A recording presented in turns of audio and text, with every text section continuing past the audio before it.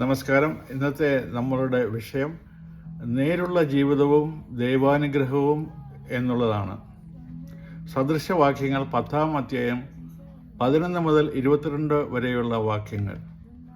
പ്രവൃത്തികൾ, ദൈവാനുഗ്രഹം എന്നിവയെക്കുറിച്ച് ലളിതവും ആഴമേറിയതുമായ സത്യങ്ങൾ നമുക്ക് പറഞ്ഞു തരുന്നു. വാക്കുകളുടെ ശക്തി. നീതിമാന്റെ വാക്ക് ജീവന്റെ ഉറവയാണ്.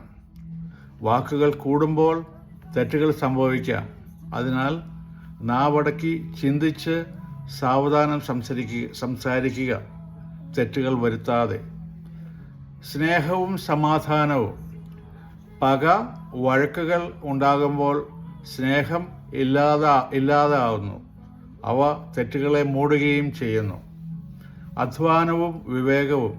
ജ്ഞാനമുള്ളവർ അറിവ് ശേഖരിക്കുന്നു.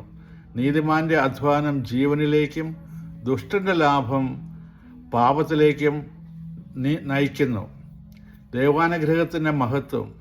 യഹോവയുടെ അനുഗ്രഹമാണ് സമ്പത്ത് നൽകുന്നത്, അതായത് ദൈവാനുഗ്രഹം. അതിനോട് അവിടുന്ന് ഒരു ദുഃഖവും ചേർക്കുന്നില്ല. നല്ല കാര്യങ്ങൾ മാത്രമേ ദൈവത്തിന് നൽകുന്നുള്ളൂ. ഇതിൽ നിന്നുള്ള സന്ദേശം: ദയയുള്ള വാക്കുകൾ സംസാരിക്കുക, സത്യസന്ധമായി ജീവിക്കുക, ദൈവത്തിൻ്റെ അനുഗ്രഹങ്ങൾ നേടിയെടുക്കുക. നന്ദി, നമസ്കാരം.